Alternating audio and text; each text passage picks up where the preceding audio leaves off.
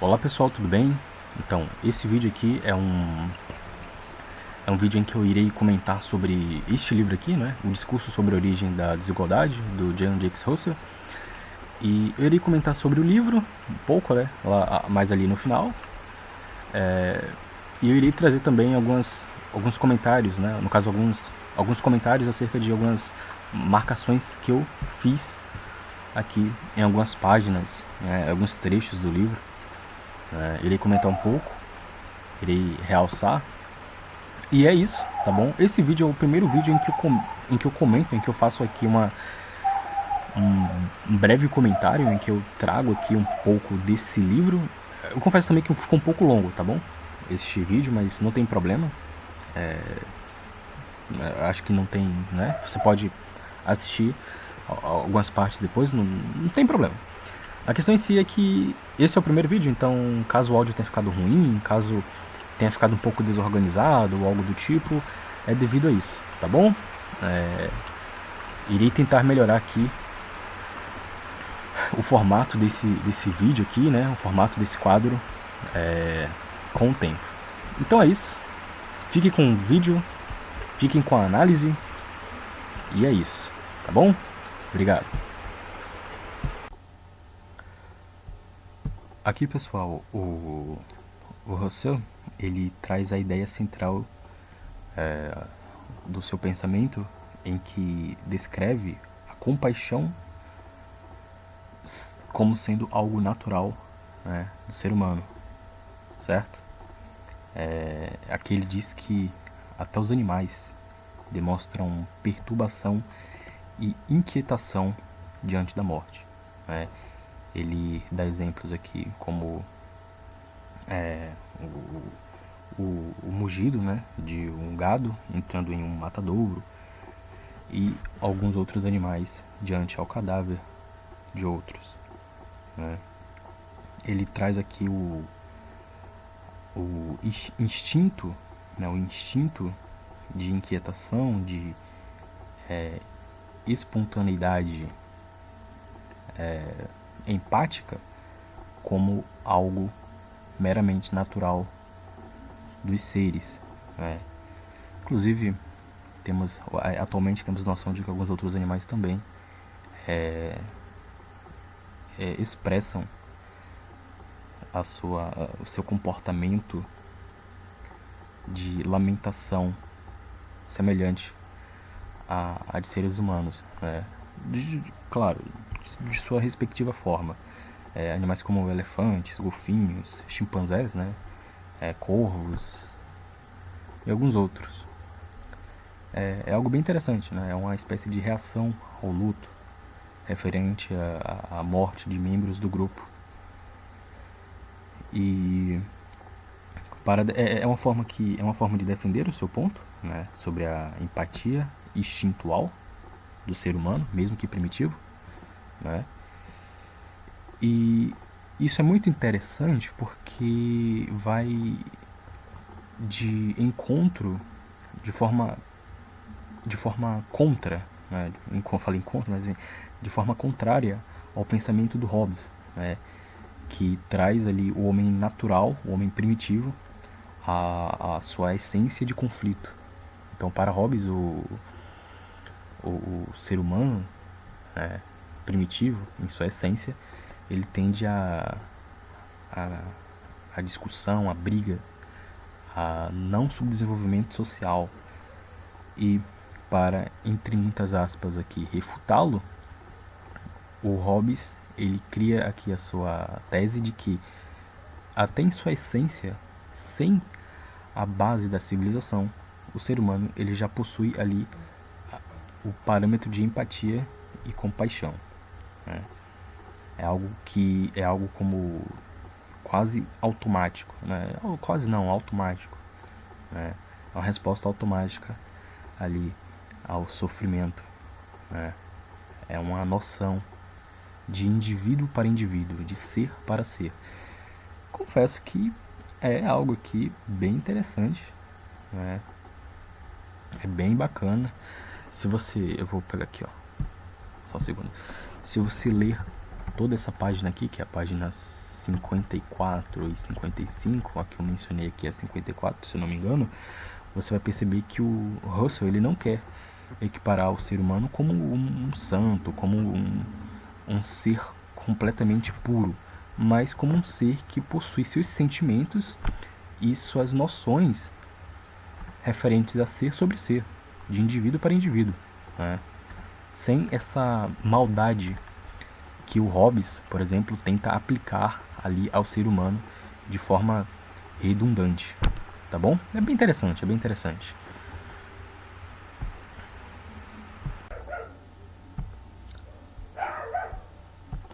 Aqui é uma passagem em que ele traz aqui uma comparação entre o homem primitivo, né, o que ele chama de homem natural, e o homem social, né, o homem, entre aspas, um pouco mais moderno. Aqui ele incide ao homem natural, né, o homem primitivo, um imediatismo biológico, né, ou seja, o, o homem natural ele está suscetível à dor, à fome, a desejos primitivos, né, desejos entre aspas naturais, e o cansaço.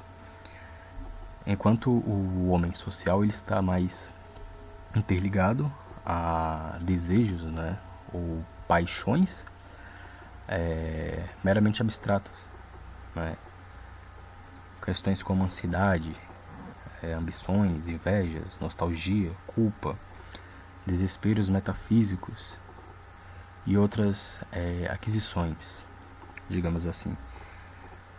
E são emoções complexas que surgem em conjunto do desenvolvimento das ideias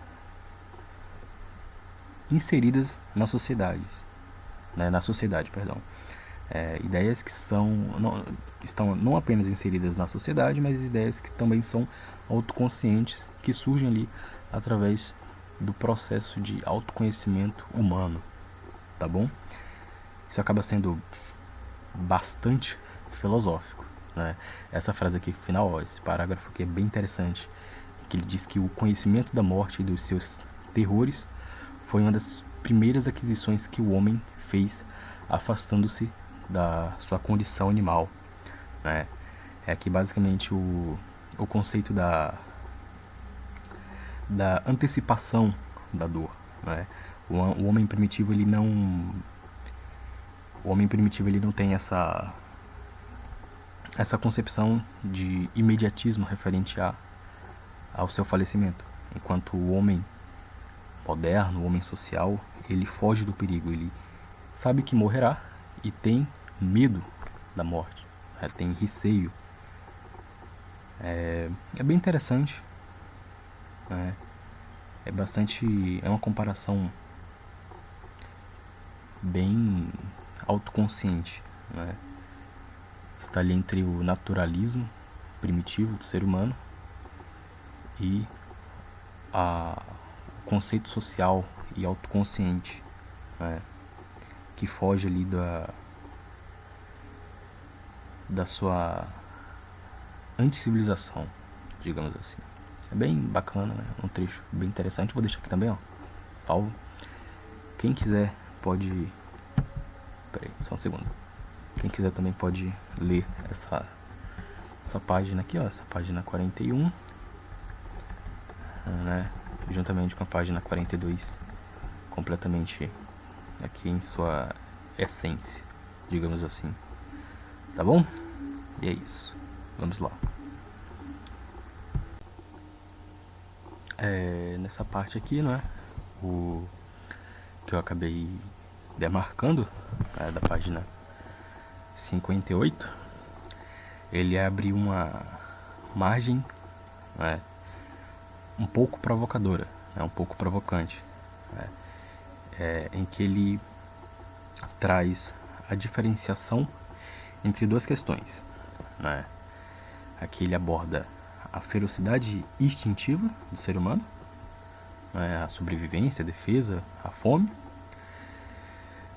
e a maldade social, né, que já é algo correlacionado à sociedade em si, por um grupo social, né, algo que nasce depois com a comparação, o orgulho, a posse e a desigualdade, né? Algo que tem ali um pouco de viés referente ao parâmetro sobre a propriedade privada, tá bom? É bem interessante, né? Aqui ele fala que o ser humano, né? Eles não pensavam em vingança, eles não tinham essa consciência de maldade, eles não tinham essa concepção de comparação, né? Essa vaidade que temos atualmente na sociedade, né? Não tinha o parâmetro de humilhação, muito menos ódio profundo. E tudo era mais instintivo, né? Mais primitivo, né? Sem disputas de status, sem provocações meramente sociais, né? Meramente por orgulhos.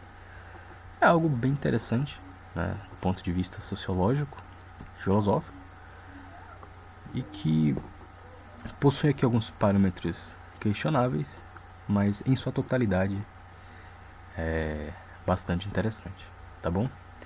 Tem esse trecho aqui, ó. Eu não vou ler porque como eu tenho uma leitura meio lenta, vai demorar um pouco, né? Mas é bem interessante, vou deixar aqui frisado, você pode pegar depois para estudar. Tem toda essa página aqui, né? Não dá pra ver? Peraí, eu vou tentar... Perdão, vou tentar... Aqui, ó, é a página 57 e a página 58 do livro. E aqui é praticamente o último parágrafo, tá bom? Bem interessante, bem interessante.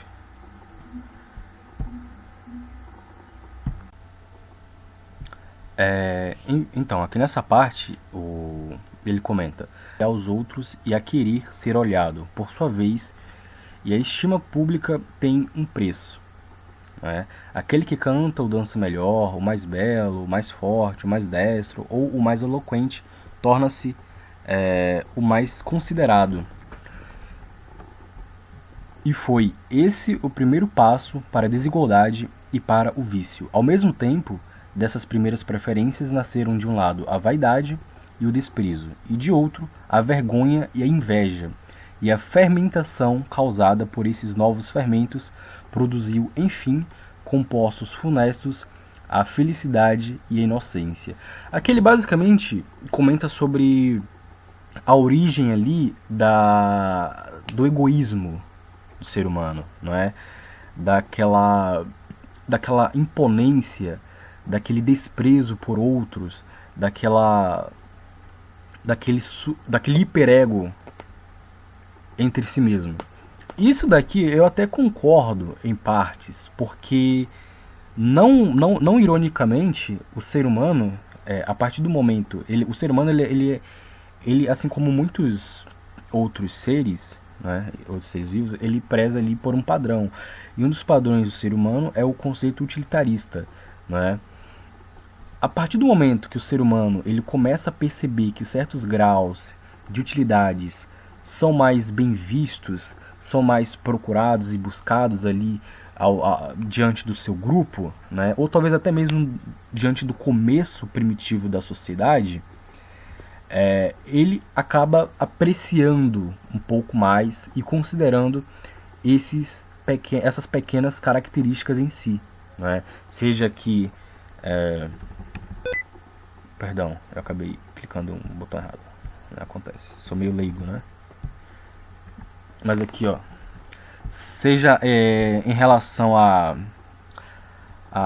aparência, né? A aparência, seja em relação ali àquele que consegue cantar melhor, aquele que consegue ter mais força, aquele que possui mais habilidades e aptidões físicas ou intelectuais. Aquele que é mais inteligente, aquele que é mais sábio, aquele que consegue deslocar o grupo de uma melhor forma, ele inclusive consegue ter ali passos para inícios referentes a lideranças, né?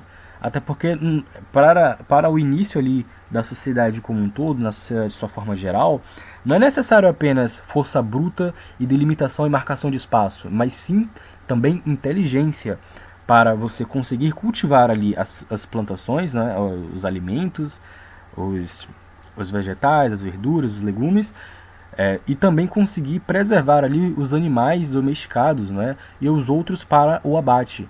Né? E também é necessário saber proteger ali aquele ambiente, aquele local, saber ali encantar as pessoas para não haver também uma possível reviravolta, né? Que muito provavelmente deve ter havido ali em alguns momentos do nosso neolítico, tá bom? Então, essa parte que é bem interessante é uma parte que simplesmente demonstra como funcionou um pouco o desenvolvimento, é uma característica do desenvolvimento paleolítico, mesolítico e neolítico, cara. É bem bacana mesmo, é bem genial e é uma descrição bem interessante. Aqui ele mandou bem, aqui ele mandou bem, aqui ele foi até que bem certeiro, né? E é uma das e é sim, né? Uma das origens. É algo que eu concordo bastante e até marquei, né? Porque é um ponto, é um tiro muito certeiro, né? Voltando aqui para outra marcação que eu fiz deste livro, tá bom? Vamos lá. E pessoal, esse aqui foi o fim, né, da análise e do comentário um pouco mais prolongado e também acerca das menções que eu acabei marcando aqui, referente ao livro Discurso sobre a Origem da Desigualdade, do Jean Jacques Rousseau, tá bom? É um livro bastante interessante, bastante bacana, tem várias partes bem legais, bem introdutórias, então assim, eu recomendo você ler este livro, tá bom? É um livro bacana, é um livro curto, né, de 146 páginas, você consegue ler você consegue ler em pouco período de tempo. Claro, eu não recomendo você fazer ali uma espécie de leitura rápida. Eu recomendo você se aprofundar no livro para entender ali a sua proposta, tá bom? Um forte abraço, obrigado por ter assistido esse vídeo. Se possível, contribua com o seu gostei, caso tenha gostado, e até a próxima. Obrigado.